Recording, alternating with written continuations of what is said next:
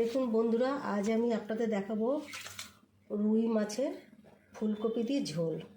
রুই মাছটা নুন হলুদ দিয়ে মেখে রাখলাম, ফুলকপি আলু নিয়েছি। এবার উপকরণগুলো আমি দেখাচ্ছি। 1 চামচ জিরে বাটা, 1 চামচ লঙ্কা বাটা আর ধনের গুঁড়ো।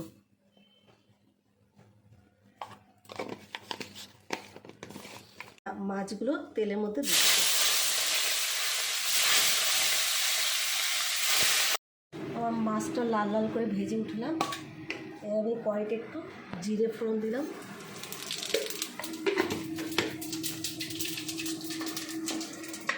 লাল লাল করে ভেজে নেব।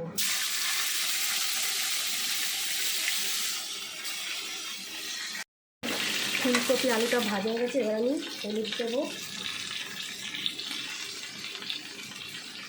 হলুদ দিলাম, টমেটো কুচি রেখেছিলাম দিলাম,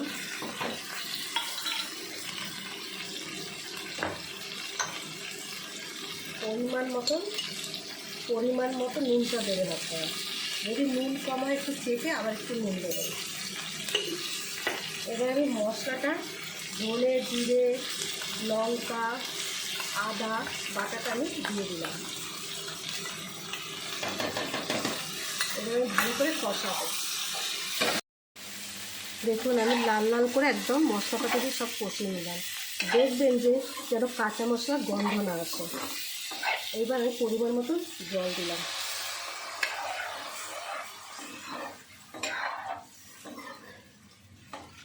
এবার আমি মাছটা দিয়ে দিলাম।